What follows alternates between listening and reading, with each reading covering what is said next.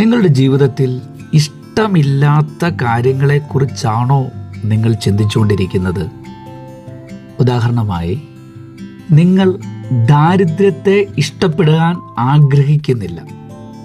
എന്നാൽ നിങ്ങളുടെ ചിന്ത ദാരിദ്ര്യം മൂലമല്ലേ എനിക്ക് ഈ അവസ്ഥകളൊക്കെ ഉണ്ടായത്? പണമുണ്ടായിരുന്നുവെങ്കിൽ ഞാൻ കുറച്ചുകൂടെ മെച്ചപ്പെട്ടേനം. ഇത്തരം രീതിയിലാണോ നിങ്ങൾ ചിന്തിച്ചുകൊണ്ടിരിക്കുന്നത്? എങ്കിൽ ഇപ്പോൾ തന്നെ ആ ചിന്തകൾക്ക് വിരാമം കുറിക്കൂ.